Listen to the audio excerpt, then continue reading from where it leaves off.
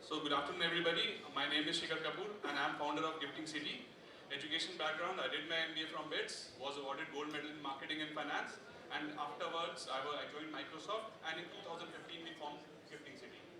Hi, I am Kushal Garg. I am the co-founder, and I did my BTech from Maharaja Agarsen Institute of Technology, IP University. And while I was in second year, we founded this company, GiftingCity. We take Indian brands global. Yes. So how GiftingCity was found with an idea of initially selling products online. I was one of the first guys who got automotive category started on Snapdeal, and later on with the focused approach, again was the first guys who got it started on Amazon in India and Flipkart in India.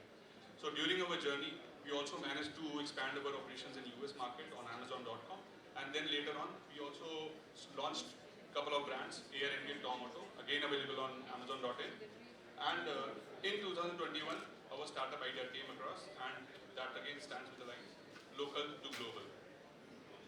तो चाचा ना 2.5 साल पहले Australia migrate हो गए। अब वो जब भी आते तो कभी क्रिकेट बॉल ले जाते, तो कभी कुछ ना कुछ लेकर ही जाते, कभी चाची के कॉस्मेटिक्स ले जाते। तो तभी दिमाग लगाया और एक स्टार्टअप का आइडिया आया।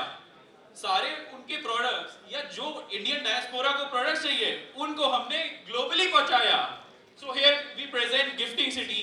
We take Indian brands global, and we directly tie up with the brands because brands have a restriction of they don't want to get into import and export compliances, so they always want a third party agent or a third party company to handle their operations, their logistics and the compliances.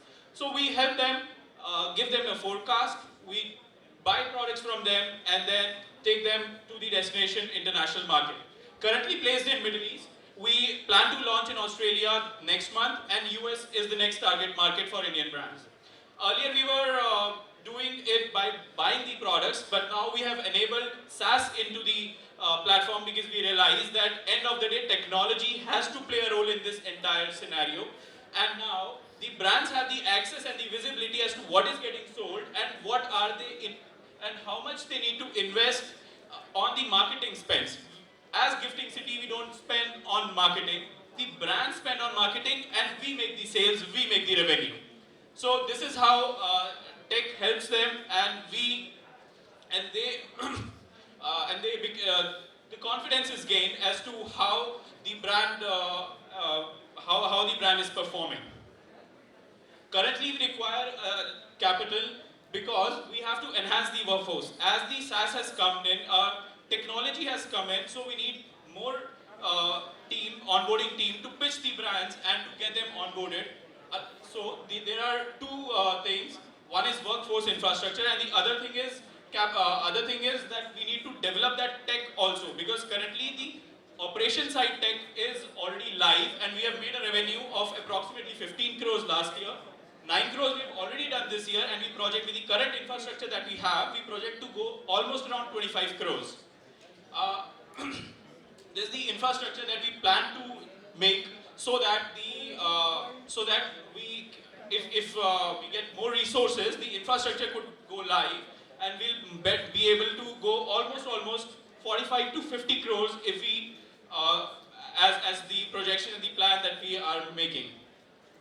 So as already mentioned, we'll have onboarding team expansion. We'll also have to develop this software from beta phase to a final launch phase, because currently software development is being held by a third party outsourced service, but end of the day we need that in-house technical team.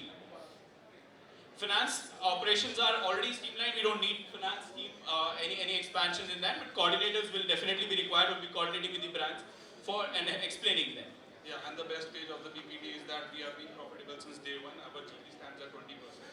So we are a profit making company. I also would like to mention that the startup idea came later. We initially were a conventional model company. We own our private labels. We also do OEM and white labeling for other brands. So we never stopped that idea, because eventually what we're doing is import and export, and sometimes due to compliances, changes of government policies, the payments get a little delayed. To maintain cash flows, to make consistent sales, we have conventional models as well.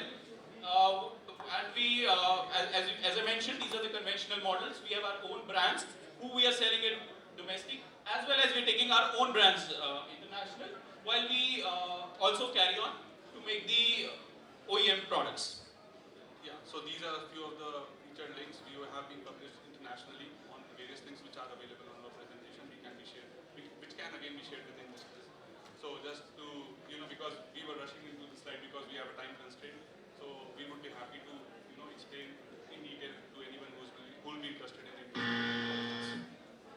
This is the last slide. I'll now take more than a minute. So our average growth rate has been more than 200% for the last year, and even that is we are on the right track this year as well. Go on, Shikhar. Yeah. So the major idea is again to take the private labels to global. That our company post and starts on, and that is our start. These are some things which we will run through at the later presentation because we are already short of time and already ran out of the allotted time. Next. Just to mention one last point that how we are ahead of competition is because the competition is still entering into the space and onboarding the initial brands, while we have already brands like Lifelong, we already have Nadis onboarded, so we already have a number of and bunch of brands already onboarded. With the revenue model for the competition is still a single fixed fee they are charging on the sales they make. However, we don't charge any fee, but we make the sales and brand invest on the marketing. So the revenue model is entirely different, and there is a single revenue stream while we work on the conventional as well as the startup to make it balanced. Just to name a couple of brands more because you are more familiar with them, like Portronics, Beatron. So we are into electronics category already. We are into toys category already. We are into FMCG already. We are very much strong in automotive category again. बस last की ही बात है, अब चाचा तक नहीं सब तक ये प्रोडक्ट्स पहुंचाने हैं. आपको हमारे साथ जुड़ के हमारी कहानी को आगे भी बढ़ाना है. हमारी आस्क है 10 crores. Currently we are valued at 60 crores and we are looking forward to shed 15% of equity. Thank you. Thank you. Any questions?